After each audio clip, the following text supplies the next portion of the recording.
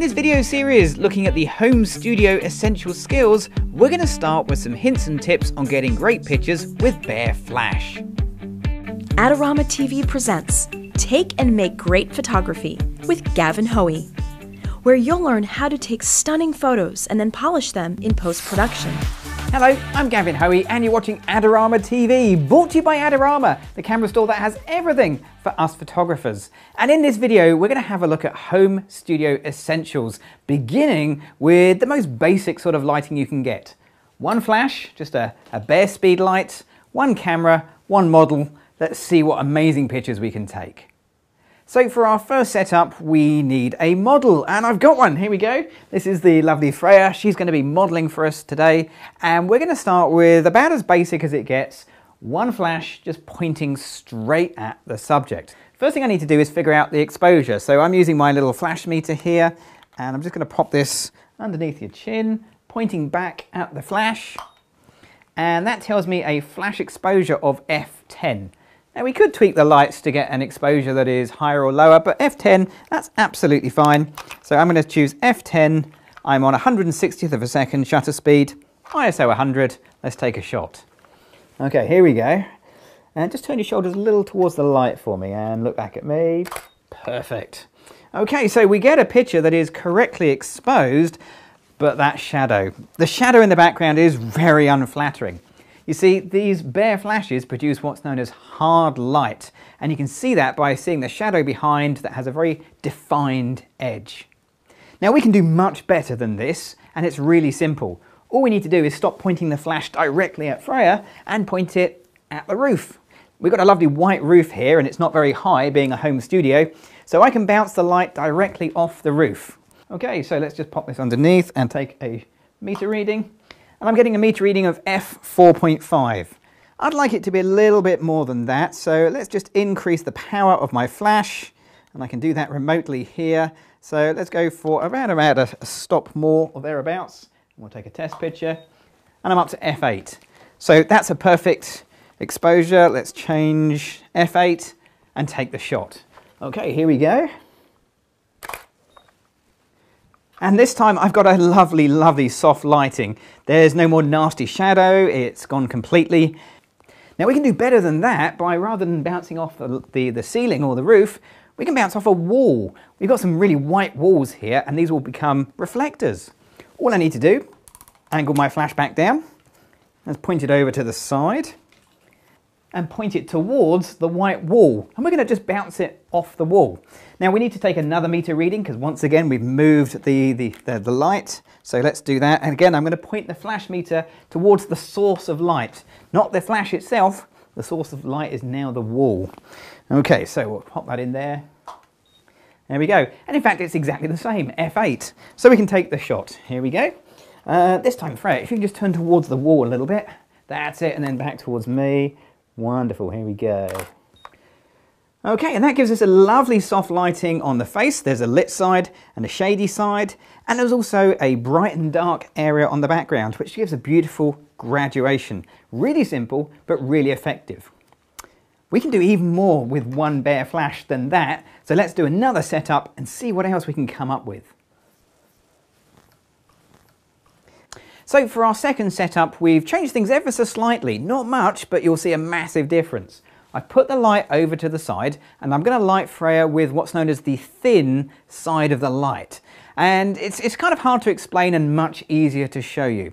Now I've already metered this out, and I know that it's f8 for the distance between the flash and the subject on this flash power. So I know that, I'm ready to take the shot. Let's do the shoot. Okay, Freya, what I'd like to do is just look over to the black there. And we'll come and take the picture. Here we go. Now, when I do that, I get a nicely exposed face, but that background, it's gone completely black. And that's because the speed light, the flash, whatever you're using, it's pointing at the subject. It's not pointing at the background. So very little light hits the background, and there's almost no exposure there at all. So what if you don't want a black background, but you actually want some detail in there? Well, you can do that really easy. All you need to do is ask your model to get closer to the background. So Freya, if you'd like to go and stand right up against the background.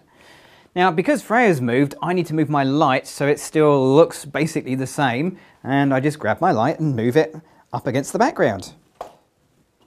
There we go. And we'll make sure it's pointing in the right direction. Don't forget to check out Adorama's latest contest and your chance to win amazing prizes. Okay, so the light's moved, but the distance between the light and the subject, that's still basically exactly the same. So my exposure is exactly the same, still f8. Okay, let's take the shot. So again, if you can look just past the light for me, don't look at the light because it can be quite uncomfy.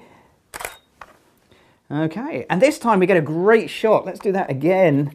We'll go for a close-up as well, where we have lovely lighting on Freya's face, but the only thing that concerns me now is the background. It's a little bit too bright for my personal taste. In fact, I think it's almost as bright as the face. So I want it not black, but not that bright either. I want a background somewhere in the middle. How do we do that? Well, we get our subject to stand somewhere in the middle. So Freya, if you want to just come and stand roughly in the center for me, that's perfect. Again, I've moved the model, I need to move the light. But once again, because I'm moving the light, but keeping the distance between the light and the model basically the same, I don't need to change my exposure. Okay, so we'll go again. So again, just look past the light for me. Brilliant, here we go. And this time we've got a great shot. We've got something in the background. It's not black, but it's not overpoweringly bright either. But we still have that nice thin edge of light that's lighting our model.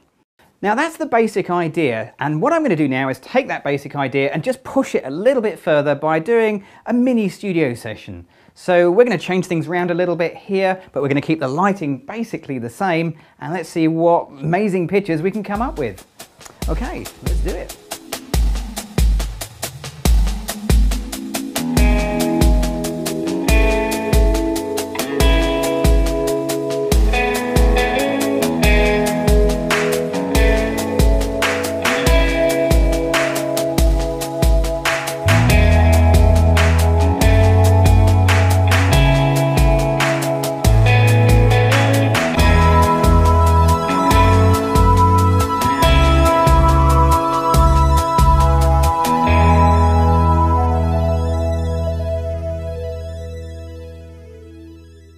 So there we go, that was a really great fun shoot. Did you enjoy that?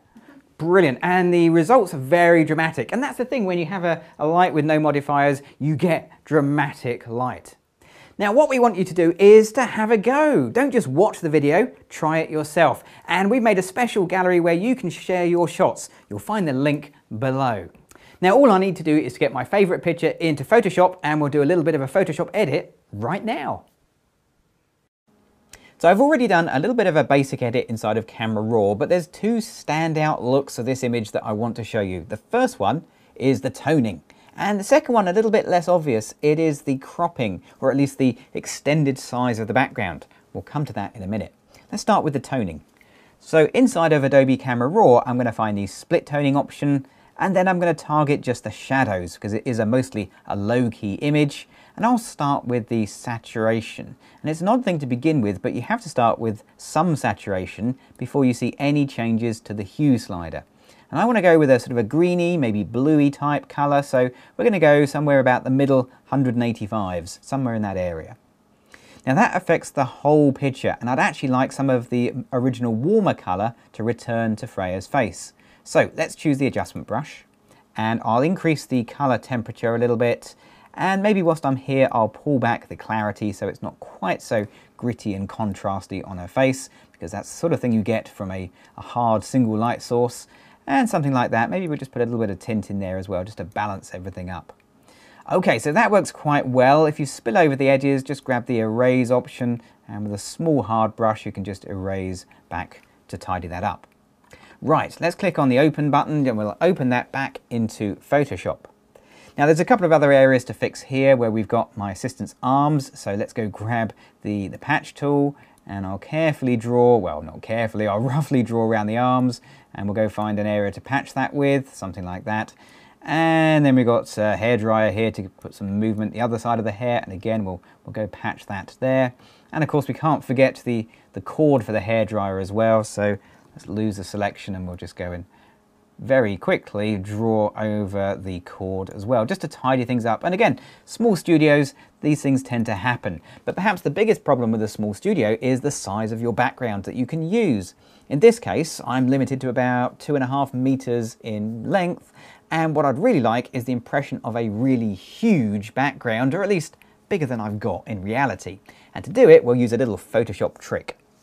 So first thing, I'm going to make a copy of this image by going to Layer and Duplicate Layer, and that does a couple of things. It unlocks the background, at least it gives me a background copy, but it also gives me a return to the original should I need it. Next thing to do is to get the crop tool, and I'm going to increase my canvas size simply by dragging out a crop either side. And that's the kind of dimensions of the picture I want to go for, almost a widescreen feel. And then click on the tip. Finally, we need to stretch this out, but we've got to make sure we don't change our little model here. So to do that, Photoshop has a great feature, and you'll find it under Edit, Content Aware Scale. Now there is a little sign here, a little sort of person figure. Click on that and that will make sure that you don't affect your model's shape, but you can now stretch out the background, and you'll see you stretch the background out to give your studio a much larger size than it is in reality. Click on the tick and that'll render that up really nicely. Okay, so there we go. There's my final image with its supersized background and wonderful toning. Now, if you've enjoyed this video and you want to see more from myself and the other amazing presenters here on Adorama TV, you know what you've got to do? You've got to be clicking on the subscribe button. I'm Gavin Hoey. Thanks for watching.